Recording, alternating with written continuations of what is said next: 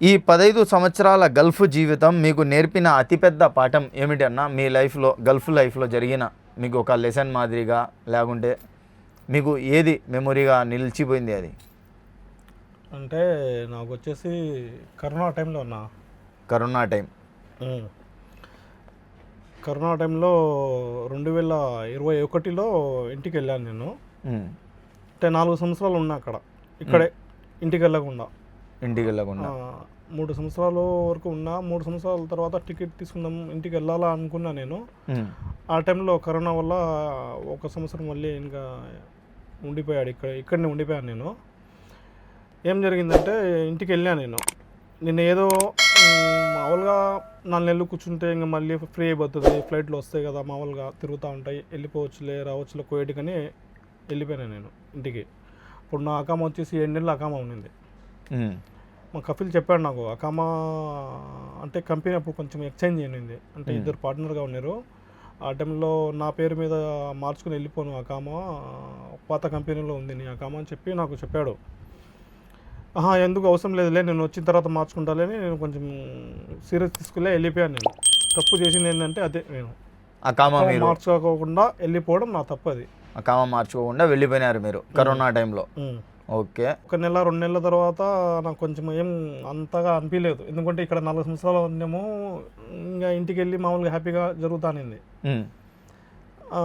అంతగా కొంచెం కరోనా అనేది కొంచెం స్ప్రెడ్ అవుతా ఉంది ఆ టైంకి మీరు ఇండియాలో చేరిన తర్వాత 2 నెలల నార్మల్గా ఉండింది, నార్మల్గా లేదు. ఆ టైంలో మళ్ళీ నేను వెళ్ళిన తర్వాత 2 నెలల వరకు హ్యాపీగా ఉన్నాయి. 2 నెలల తర్వాత కొంచెం టెన్షన్ మొదలైంది. ఇంకా ఎక్కువ అయిపోతుంది మళ్ళీ కరోనా 2 అంట ఇవన్నీ కొంచెం ఇవన్నీ చూస్తా అంటే అకామా 7 నెలలు ఉంది, సర్లే చూద్దాంలేని నేను ఇంటికాడ మామూలుగా ఉన్నాయి. నేను అలాగా 4 నెలలు అయిపోయింది. 4 నెలల తర్వాత 5 నెలలు అయిపోయింది. అకామా దగ్గరకు వచ్చేసింది. ఇంకా మా కఫీల్ని ఫోన్ చేసి చెప్పిన నేను ఎలాగ చేయాలా ఏమంటే, ఇంకా నువ్వు చూస్తే చెప్పకుండా చేయకుండా సైలెంట్గా వెళ్ళిపోవాలని ఆలోచించుకుంది. అకామా మార్చుకోరా అంటే మార్చుకోలేను, ఇంకేం చేయాలా అని చెప్పిండు. మా పాత కఫీల్ని ఫోన్ చేసిన నేను, అకామా ఆన్లైన్లో రెన్యూవల్ చేయ నాకు, నేను కావాలంటే డబ్బులు కొంచెము ఏదవుతుందో చేస్తా అని చెప్పిండు. వాడేం చేసిండంటే సర్లే అని చెప్పిండు. మళ్ళీ ముందుకు వచ్చేసి కొట్టొద్దు ఏమొద్దులే అని చెప్పిండట. ఎందుకంటే నేను కంపెనీ అమ్మేసిన అంతా అయిపోయింది, మళ్ళీ మా అకామా కొట్టలేదు. అది ఏం సంథింగ్ వాళ్ళ మధ్యలో ఏం జరిగిందో తెలియదు నాకు. అకామా కొట్టలేదు, అకామా డేట్ అయిపోయింది. ఇంకా నుంచి కొంచెం టెన్షన్ మొదలైంది నాకు. 1 నెల వరకు నార్మల్గా ఉండిపోయినా నేను. 1 నెల తర్వాత ఇంకా ఇళ్ళల్లో ఏదన్నా వద్దాంలే డ్రైవర్ కానీ ఆలోచించుకున్నాను. మా కఫీల్ని ఫోన్ చేస్తే మా కఫీల్ కూడా ఇక్కడ లేడు, వాడు వేరే చోట పోయి ఇరుక్కున్నాడు. వాడు కూడా ఫ్లైట్లు లేక ఇన్ని జరుగుతుంది, వాడు కూడా వేరే చోట ఉన్నాడు. ఇంకా నేను అక్కడికి వెళ్ళిన తర్వాత నీకు చెప్తాను, నేను ఏ విషయమైనా కానీ చెప్పిండు. 9 నెలల్లో 10 నెలల్లో ఎప్పుడో నాకు మళ్ళీ ఫోన్ చేసిండు, నేను ఇక్కడికి వచ్చి ఉండాలి అజ్మత్ నేను అని చెప్పి. సరే అని చెప్పి నేను వానికి ఫోన్ చేస్తాను, మామూలుగా కాంటాక్ట్లోనే ఉన్నాడు. వీసా తీరా అని చెప్తే తీస్తానని చెప్పిండు. ఇంకా వాడు సైలెంట్గా అయిపోయేదాకా నేను ఇళ్ళలో ట్రై చేద్దామని ఇళ్ళల్లో ట్రై చేసిన. నేను చెప్పిన ఇలాగా నాకు వేరే చోట వీసా తీయాలని నేను అని చెప్పి మా ఫ్రెండ్ని అడిగినా, అతను తీస్తా అని చెప్పిండు. అని చెప్పి ఎలా అజ్మత్ నేను తీస్తాను నీకు వీసా అని చెప్పి నెక్స్ట్ రోజు ఇక్కడ 9 గంటల ఆ టైంలో వీసా తీసేసిండు. అంటే షూన్ వీసా కాదు, ఖాతం వీసా తీసిండు. తొందరగానే సర్వీస్ చేయించుకొని వచ్చేసినాను నేను. ఆ టైంలో వచ్చేసి మా ఫ్యామిలీ మెంబర్లో సిస్టర్ అవుతుంది అమ్మాయి, పాపది పెళ్ళి ఉండింది. పెళ్ళి చేసుకుని పోరా అని చాలామంది చెప్పారు నాకు. పెళ్ళి చూసుకొని పోని మ్యారేజ్ వచ్చేసి బాంబేలో, అటు నుంచి అట్నే వెళ్ళిపోవాలని చెప్పారు. అంటే మా పెద్దనాయన బాంబేలో ఉంటాడు ఆయన. అక్కడికి వెళ్ళి మ్యారేజ్ చేసుకుని వెళ్ళిపోరా అని చెప్పిండ్రు. నేను ఒకటే ఆలోచించుకున్నా, ఇప్పుడు నేను 10 సంవత్సరాలు కష్టపడి ఎంతవరకు నేను 10 సంవత్సరాలు కష్టపడినానో 10 సంవత్సరాలు వచ్చేసి 0 అయిపోయినా నేను కరోనాలో. 1 రూపాయి నా కాడ లేదు.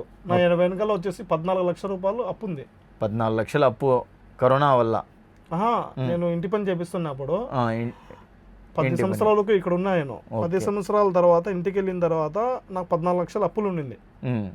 అంటే నేనేమంటే ఇంకా 4 సంవత్సరాలు అయిపోయింది, ఇంటి పని కూడా అయిపోయింది, ఇంకా పోయి ఒక 2 నెలలు 3 నెలలు ఉండి మళ్ళీ వద్దాంలే అనుకున్నా. అటువంటిది ఒక గుణపాఠం నాకు నేర్పించింది ఏమంటే అదే కరోనా గుణపాఠం నేర్పించింది. 14 లక్షల అప్పులు ఉండేవి, ఒక్క రూపాయి నాకు ఇన్కమ్ లే. సంవత్సరం ఉండే ఇంటికాడ సంవత్సరం ఒక్క పని చేసింది లే, 100 రూపాయల ఇన్కమ్ అనేది నేను చేయలే. కానీ చేసే నాకు ఛాన్స్ ఉంది. కానీ నేను కొంత ఆ 6 నెలల తర్వాత మైండ్ ఫుల్ అప్సెట్ అయిపోయింది నాకు. అప్సెట్ అయిపోయినారు. ఎందుకంటే మా నాన్నకు తెలియకుండా చాలా అప్పులు చేసినాయి. అంటే నేను వేస్ట్ దుబారా కాదు, ఓన్లీ ఇంటి వరకే. ఇల్లు కట్టుకున్నారు మీరు? ఇల్లు కట్టినారు అప్పులతో. మా నాన్న చెప్పేవాడు, అప్పులు ఎంత ఉన్నారా నీకు, ఏం నువ్వు పోవాలనుకుంటున్నావా, ఉండిపో ఇక్కడే చేసుకుంది కదా ఇక్కడే, అదేదని చెప్పేవాడు. కానీ నేను వినుకోలే. ఎందుకంటే ఫస్ట్ నాకు అనే మాటలు, మీ నాన్న సంపాదిస్తాను నువ్వు తింటావు కదా అనే మాటలు నాకు అయ్యే గుర్తుకొస్తాను మళ్ళీ. ఇంకా నేను ఇప్పుడు కూర్చుంటే ఏదైనా సంథింగ్ జరిగితే గినా నేను ఒక మాట పడకూడదు.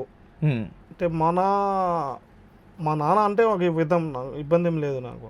పక్కన వాళ్ళ మాటలు కొంచెం గుచ్చుకుంటాయని మీరు చేసిన అప్పు మీరే తీర్చాలని నిర్ణయం. తీర్చేది లే, కానీ పక్కన వాళ్ళు కూడా తెలియదు కదా. ఒకవేళ నా టైం బ్యాడ్ ఏదైనా జరిగి అప్పులు నేను కట్టలేకపోతే నిలబెడితే అప్పు కట్టాలని. నిజమే. ఇంకా దాని గురించి ఆలోచించుకున్నా. నా మైండ్లో ఒకటే, ఎవడైనా కానీ సలహా తీసుకోవాలా, కానీ మన మనసుకు ఏం లాస్ట్ ఎండింగ్ ఇంకా ఏదైనా తీసుకోవాలా, డిసిషన్ తీసుకోవాలంటే మన మనసుకు మనం చెప్పింది వినాలా. ఒకటి చెప్పేది మాత్రం ఏమో అవసరమే లేదు.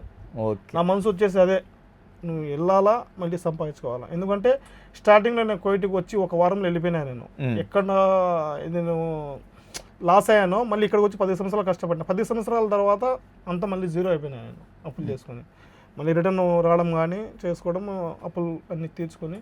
కరోనా నేర్పించింది మీకు గల్ఫ్ లైఫ్లో. కరోనా దాంట్లో ఏమంటే చాలా మంది నా ఫ్రెండ్స్, నేను విజా తీసి పిలిపించిన వాళ్ళకే పేర్లతో అవసరం లేదు, వాళ్ళని ఫోన్ చేసి ఏదైనా ఎలా ఉండవరా ఏమైనా మాట్లాడదామన్నా కానీ వాళ్ళు ఒక తూరు 2 తూర్లు ఫోన్ చేసినా కానీ 3వ తూరి వాళ్ళు ఏదో, ఎందుకంటే ఇంటికాడ ఉన్నాడు ఏ డబ్బులు అడుగుతాడో ఏం చేయాలో. కానీ నేను ఒక్కరికి 1 రూపాయి అడగను. ఎందుకంటే మనం ఈరోజు ఇలా ఉండం సంపాదిస్తా అంటేనే అప్పు తీర్చుకోవాలని కొంచెం ఇబ్బంది పడతాము. ఇక్కడ ఉండేవాళ్ళు పంపిస్తారు, వాడు 6 నెలలకో 3 నెలలకో ఈ కరోనా టైంలో వాడు ఎప్పుడు ఇస్తాడో ఏమనుకుంటాడో అనే విధంగా ఫీలింగ్లో నేను 1 రూపాయి అడగలేదు. ఫ్రెండ్స్కి ఫోన్ చేస్తానని వాళ్ళు ఒక్కొక్కసారి రెస్పాన్స్ ఇచ్చి ఫోన్ కూడా ఎత్తడం లే మీది. కరోనాలో వీడు ఏడా డబ్బు. నాకు తెలుసు కదా మైండ్ వాళ్ళ ఏ విధంగా ఉంటుంది. మనం ఫోన్ చేస్తే ఒకసారి ఎత్తలేదంటే ఇంకా అర్థం చేసుకున్నాను. అన్న, ఇన్ని సంవత్సరాలు కుటుంబానికి దూరంగా గల్ఫ్లో పని చేస్తున్నారు. మీ భార్య, పిల్లలు, అమ్మా నాన్నలను గుర్తు చేసుకొని ఎప్పుడైనా ఎమోషనల్ అయిన సందర్భాలు ఏమైనా ఉన్నాయా? అలాంటి క్షణాలను మీరు ఎలా ఎదుర్కొన్నారు? అంటే స్టార్టింగ్లో నేను మా అమ్మ గురించి కొంచెము ఇదైపోయినా. అమ్మకు చూసుకోకుండా నేను వెళ్ళాలనుకున్న ఆ టైంలో నాకు లైసెన్స్ చేయించారు కొత్తగా, మళ్ళీ పంపించలేదు వాళ్ళు. 1 సంవత్సరం వరకు నిలబడిపోయినా నేను. అలాగా కొంచెము అది ఒకటి నాకు బ్యాడ్లో ఉండింది. సంతోషాలు అంటే చాలా రకాలుగా సంతోషాలన్నీ మిస్ అయ్యాను నేను. ఒక మ్యారేజ్ కానీ ఏదన్నా ఫంక్షన్లు ఉన్నా కానీ మనం అక్కడ ఉండేవాళ్ళం కాదు. అన్నీ ఇంకా ఫోన్లలో వీడియో కాల్ చూసుకోవడం, అంటే ఇప్పుడు వచ్చినాయి కాబట్టి వాట్సాప్లో అన్ని మామూలుగా వీడియో కాల్ చూసుకోవడము జరుగుతుంది. కొన్ని నేను వచ్చే టైంలో కొత్తలో ఏదైనా కానీ మనము అంతగా లేదు. ఇప్పుడు అంటే కొంచెం అవైలబుల్గా ఉంది, వీడియో కాల్స్ అవైలబుల్గా. అప్పుడు అయితే ఆడియో కాల్ ఉన్నాయి కాబట్టి కొంచెం అంటే మిస్. అంటే ఫ్యామిలీకి ప్రతి ఒక్కరు ఇక్కడికి వచ్చిన వాళ్ళు ప్రతి ఒక్కరు మిస్ అవుతారు. నేను కూడా వాళ్ళల్లో నేను కూడా ఒకటి అనుకోవాలి. ఇంకా చాలా రకాలుగా మంచిలో కానీ చెడులో కానీ ఏదో కానీ మనము దాంట్లో ఉండేవాళ్ళం కాదు. అన్నీ గుర్తు చేసుకుంటే ఇంకా డబ్బు కోసము మనము సుఖాలని సంతోషాలని అన్నీ వదులుకోవాలి. ఇక్కడికి వచ్చిన తర్వాత ఏదే కానీ మనము సంతోషం అనేది మనకు దొరకదు, దుఃఖం అనేది దొరుకుతుంది మనకు. అది ఎలాగంటే ఏదన్నా ఇంటికాడ బ్యాడ్ జరిగినప్పుడు అది ఒంటరిగానే ఇది ఉండాలి, మనకు ఒకరు చెప్పేవాళ్ళు చేసేవాళ్ళు ఉంటారు. ఇంకా సంతోషం వస్తే నలుగురిలో మనం ఉంటే, మన ఫ్యామిలీలో ఉంటే అది మనకు ఒక ఆనందం. నిజమేనా? ఫంక్షన్స్ అన్నీ మిస్ అయినారు, ఎమోషనల్. పిల్లల్ని కూడా మనకు బాధే అనిపిస్తుంది, మనం లేం కదరా, మనం ఉంటే కన్నా బాగుంది కదా అని కొంచెము. కానీ మనం సాక్రిఫైస్ అన్ని త్యాగాలు చేసాం. గల్ఫ్ జీవితం అంటే ఇదే గాయ్స్. ఇంకా డబ్బు కోసం ఇక్కడికి రావడము చేసుకోవడం అన్నీ మనం స్టార్టింగ్లో ఏమనిపిస్తుంది అంటే మనం డబ్బులు సంపాదించుకోవాలని వస్తాము. ఇక్కడికి వచ్చిన 1-2 సంవత్సరాల తర్వాత ఎన్ని ఫంక్షన్లు అంటాయి ఎన్ని జరిగినప్పుడు బాధగా ఉంటుంది. డబ్బులు సంపాదడంలో మొదలుపెట్టిన తర్వాత ఈ బాధలు సంతోషాలన్నీ దాని గురించి అని పనంగా పెట్టుకొని వెళ్ళిపోతూ ఉన్నాం. పిల్లలు గుర్తు వచ్చినప్పుడు ఏం చేస్తారన్న? పిల్లలు గుర్తుకు వచ్చినప్పుడు అంటే అది ఆ ఫీలింగే వేరున్నా, చెప్పుకోలేము. దాన్ని కంట్రోల్ ఎలా చేసుకుంటారు మీరు ఆ ఎమోషన్ని? ఎమోషన్ అంటన్నా ఇప్పుడు పిల్లలు ఎవరైనా కానీ దగ్గరుండి చూసుకోవాలా చెందాలనుకుంటారు. ఇక్కడికి వచ్చిన తర్వాత ఉండదు. అది కొంతవరకే అన్న. అలాగని పిల్లలు పెద్దోళ్ళు అయిపోయే వరకు ఇక్కడ ఉండేమనుకో ఒక అటాచ్మెంట్ అనేది కొంచెం తగ్గిపోతుంది. పిల్లలకి ఒక తండ్రికి పిల్లలకి ఉన్న అటాచ్మెంట్ అనేది తగ్గిపోతుంది అంటారు. చాలా వరకు నేను చూసినాను. పిల్లప్పుడు మనకు ఒక అటాచ్మెంట్ అనేది ఉంటుంది. ఉండంగా అది దూరంగా ఫోన్లలో మాట్లాడుతూ చేస్తాం. మనం పోయినప్పుడు 4 రోజులు కొంచెం బాగుంటారు పిల్లల్లో. అదే మనం ఇళ్ళకాడ నిలబడిపోయిన తర్వాత మనం ఎవరి కోసం ఇక్కడికి వస్తామో సంపాదించి పిల్లల్లోకి ఒక స్టేజ్లో తీసుకుని రావాలా, ప్రతి తల్లిదండ్రులకు ఉంటుంది అదే ఒక ఆలోచన అనేది. ఇక్కడికి వచ్చిన తర్వాత మనం సంపాదడం కానీ అన్నీ సెటిల్మెంట్ చేసుకొని ఒక రిటైర్మెంట్ అనేది తీసుకుని వెళ్ళిన తర్వాత కొన్ని జరిగి ఉండే నేను అలాంటి సంఘటన మనకు కూడా జరగకుండా ఉంటే కన్నా అదే చాలా అనుకుంటా. దేవుడిని మాత్రం అదే కోరుకుంటాను నేను. మీరు చూసినా నేను చాలా మందికి చూసున్నా. నేను ఇక్కడ ఎవరి కోసం వాళ్ళు కష్టపడి సంపాదించుంటారో వాళ్ళే హీనంగా చూడడము. పుట్టిన పిల్లలు మనకు ఏదన్నా ఇప్పుడు తండ్రి అయిన తర్వాత ఏం చేస్తాడంటే ఏదన్నా తప్పు అనిపిస్తే ఒక ఇంటికాడ పిల్లలు ఉన్నప్పుడు మనము బయట దేశాలు ఉన్నప్పుడు మనం ఏదైనా చెప్తే ఒక గౌరవం అనేది ఉంటుంది. మనం ఇంటికి వెళ్ళిపోయిన తర్వాత ఇక్కడ నుంచి ఇంకా రాకుండా అక్కడే ఉండిపోతే ఒక 6 నెలలు ఉండిపోయిన తర్వాత ఇంకేమవుతుంది అంటే మనం ఏదైనా పిల్లలకు చెప్తే నాన్న అంటే చెప్తానాడే, మనకు నాన్న ఏంది విసిగిస్తున్నాడే అనేది ఆ ఫీలింగ్ కొంచెం వస్తుంది. ఎందుకంటే మనం దగ్గర ఉండం, మన పిల్లలు ఈ విధంగా ఉండకూడదు, ఈ విధంగా ఉండాలని మనం అనుకుంటాము. కానీ వాళ్ళ మనసుల్లో ఇవన్నీ ఉండవు. నాన్న దూరంగా ఉంటేనే బాగున్నాడు, దగ్గర ఉంటే ఎన్ని కండిషన్లు పెడతానాడే, ఎన్ని డైరెక్షన్లు ఏంది, నాన్న డైరెక్షన్ మనకు నచ్చడం లేదే అని చెప్పడం కానీ, తల్లితో చెప్పుకోవడం కానీ, అమ్మ వచ్చేసి మంచిగా చెప్తా ఉంటుంది, నాన్న ఏంది దూరంగా బాగున్నాడు, దగ్గరగా ఇంత ఇదిగా ఉన్నాడే అన్ని ఫీలింగ్ వస్తుంది. అది ఎప్పుడు వస్తుంది అంటే పిల్లలు చిన్న ఉన్నప్పుడు ఇక్కడ ఉంటాము, పెద్దలు అయిన తర్వాత అక్కడికి వెళ్తాము. అప్పుడు వాళ్ళు అంతా ఫుల్ మెచ్యూరిటీ అయి ఉంటారు. మనం ఏమైనా అరిసినా కానీ వాళ్ళ మంచి కోసం ఏం చెప్పినా కానీ వాళ్ళు నచ్చదన్న. అది మనకేమనిపిస్తుంది అంటే దీనికోసమా మనము వీళ్ళ సంతోషాల కోసం వీళ్ళ సుఖాల కోసం అనేది ఇక్కడికి వస్తే, ఇక్కడికి వచ్చి ఒంటరి బతికిన తర్వాత మనకు ఒక 10 సంవత్సరాలు 15 సంవత్సరాలు 20 సంవత్సరాలు మన పిల్లలే మన భార్య పిల్లలే మనకు రెస్పెక్ట్ అనేది ఇయ్యరు. మనము 2 సంవత్సరాలు ఇండియాలో ఎవరు ఏమి ఇవ్వకపోయినా మన పుట్టిన పిల్లల్లో మనకు రెస్పెక్ట్ ఇవ్వకుంటే ఆ బాధ అనేది ఇంకా చెప్పుకోలేడు ఆ మనిషి ఆ బాధ. దానివల్ల ఇంకా మంచిగా ఉండే మనిషి అంటే ఏ విధంగా రోగాలు లేకుండా ఉండే మనిషి కూడా ఆటోమేటిక్గా రోగాలు వచ్చేస్తాయి. అంతే కదన్నా. ఇంకా గల్ఫ్ రియల్ స్టోరీస్లో ఇది గాయస్, మనం వచ్చేసి ఇక్కడ పిల్లల కోసము, భార్య పిల్లల కోసం, వాళ్ళ ఫ్యూచర్స్ కోసము మొగాడనే వ్యక్తి కష్టపడి సంపాదించి వాళ్ళ కోసము తీసుకొని పోతాడు. ఇండియాకి పోయినప్పుడు 6 నెలలు 1 సంవత్సరం ఉన్నప్పుడు ఒక తండ్రి పడే బాధ, పిల్లలు ఎందుకు ఇట్లా అయిపోతున్నారే, పిల్లల్ని అరుస్తారు పేరెంట్స్, అరిస్తే వాళ్ళకు నచ్చదు అది. ఎందుకంటే ఇక్కడ ఉండిపోయి ఇక్కడ ఓన్లీ ఫోన్లోనే హలో ఎలా ఉన్నారు అంతే అడిగేది, కోరుకునే వస్తువులు ఇప్పించడం అంతే ఉంటాయి. వాళ్ళు తర్వాత మనం డబ్బులు సంపాదలేదు, మనకు ఏమి అనిపిస్తుంది అంటే ఇప్పుడు నేను సంపాదడం లేదు కదా, ఖర్చు వచ్చేసి అనవసరం ఖర్చు కదా, అప్పుడు లాగా వద్దులే అని మనం ఒక మాట అన్నా కానీ నాన్న ఫస్ట్ ఇప్పిస్తా అన్నాడు, ఇప్పుడు నాన్న చేయడం లేదు, మనం ఏం చేసినా తప్పులే అంటున్నాడే మా నాన్న అని వాళ్ళకి ఫీలింగ్ అనేది వస్తుంది. అక్కడే ఉండింటే బాగుంటుంది కదా అని వాళ్ళ మనసులో అనుకుంటారు పిల్లలు. అనుకొని వాళ్ళ అమ్మకి చెప్పడం, ఇట్లా అన్నగారు అయితే రియల్గా చూసినారు. ఇది జరుగుతుంది ప్రతి వాడి లైఫ్లో కూడా. గల్ఫ్ విషయం ఏమంటున్నా, పిల్లల్లో ఇప్పుడు కొంచెము మెచ్యూరిటీ అయిన తర్వాత అంటే 10th వెళ్ళే పిల్లల్లో వాళ్ళకేమంటే ముఖ్యంగా నేను చెప్పడం ఏమంటే, మనం ఏ విధంగా మీ తల్లిదండ్రులు కానీ తల్లి కానీ తండ్రి కానీ ఎవడైనా కానీ పరాయి దేశానికి అంటే గల్ఫ్ కంట్రీకి వెళ్ళి ఏ కష్టపడతాడో మీరు చూడరు. చూసేది ఏమంటే ఫోన్లలో ఏదైనా వాళ్ళు ఏదైనా చూపిస్తే సంతోషాల వరకు ఏదైనా చూపిస్తారు వాళ్ళు.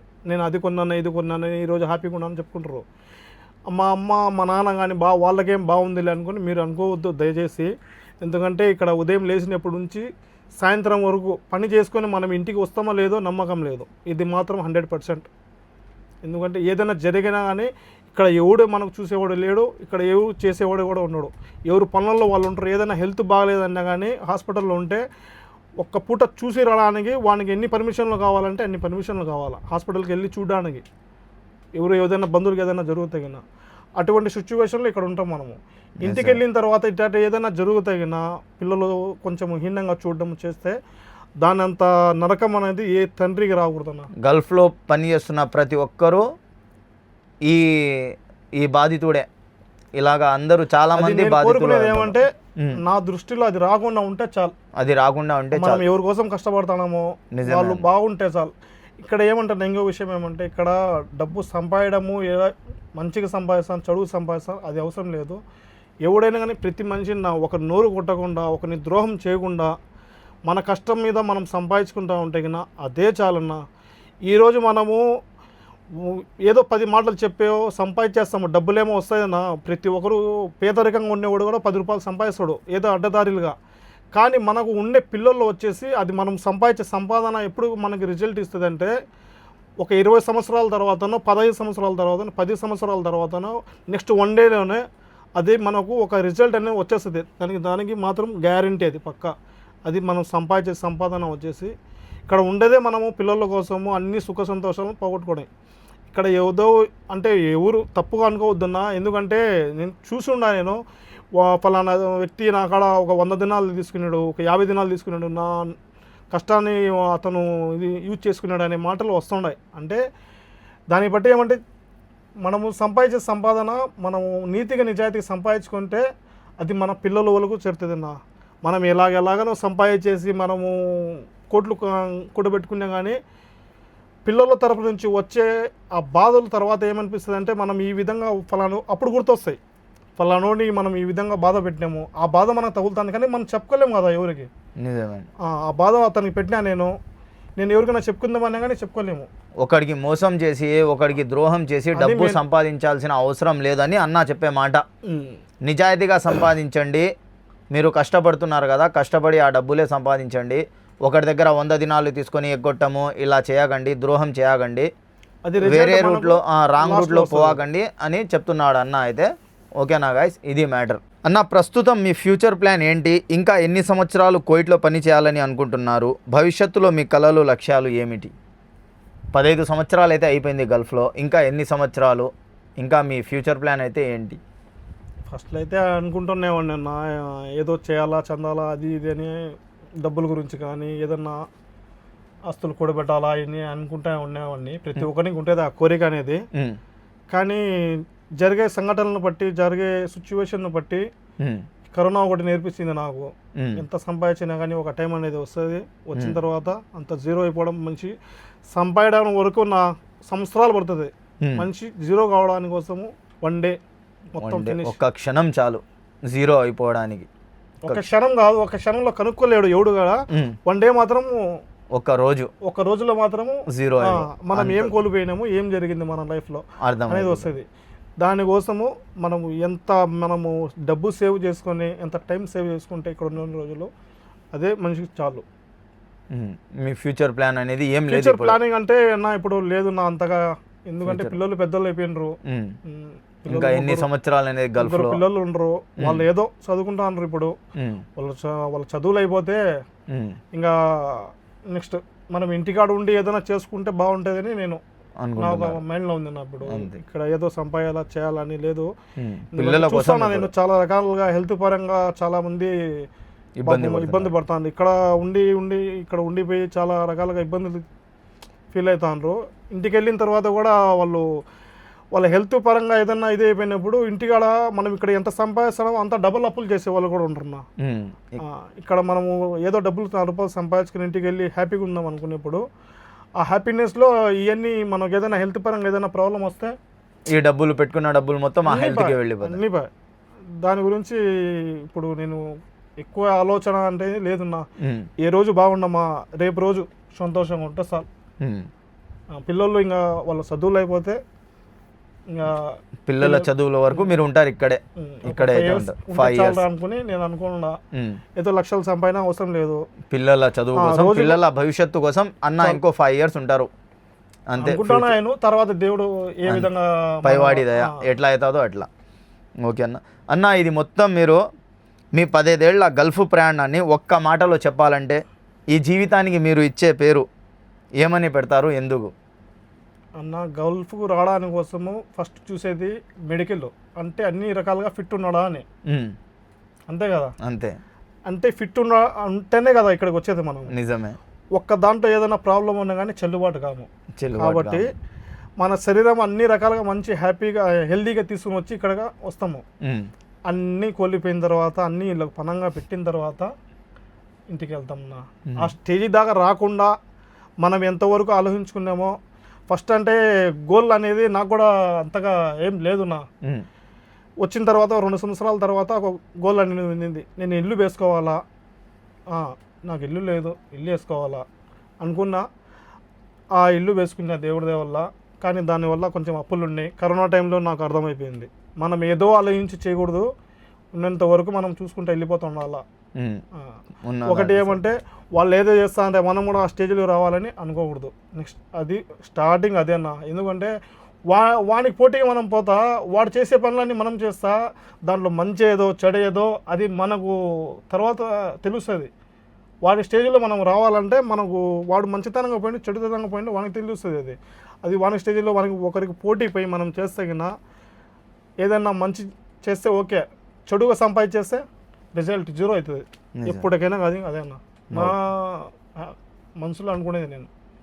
కాబట్టి మనము ఎంతవరకు హ్యాపీగా ఇక్కడికి వస్తామో అంతవరకు ఏదో 10 రూపాయలు సంపాదించుకున్నామా, ఇల్లు వేసుకున్నామా, ఒకరి కింద పని చేసుకోకుండా మనం ఏదైనా పెట్టుబడి పెట్టుకొని చేసుకోగలుగుతాం. ఇంటికంటే ప్రశాంతంగా ఇంటికి వెళ్ళిపోయి చేసుకోవడం మేలన్నా. ఇక్కడ ఉండి ఏదో నేను ఈ నెల ₹1,00,000 సంపాదిస్తాను, 2 ఒక 5 నెలలు ఉంటే 5 లక్షలు సంపాదిస్తా అనుకొని ఆలోచించుకొని రేపు రోజైనా ఏదైనా జరిగితే ఆ బాధ అనేది కొంచెము చెప్పుకోలేము. మనం ఫస్ట్ మనం ఏం లేని ఎవడైనా కానీ ఏం లేనివాడే నా ఇక్కడికి వచ్చేది. ఇక్కడికి వచ్చిన తర్వాత మనం ఏదో సంపాదించుకున్నామా, పిల్లలు ఉంటారు, పిల్లలు చదువులు ఏదైనా చేసుకున్నారా, ఒక 10 సంవత్సరాలు 15 సంవత్సరాలు అయిపోయాను. అది కూడా హెల్దీగా ఉంటేనే ఉండండి. ఇక్కడ హెల్దీగా లేక ఏదో మెడిసిన్ తెచ్చుకుని తింటానరా మీరు, దాంతో కాలం గడుపుతానరా అంటే అది కూడా.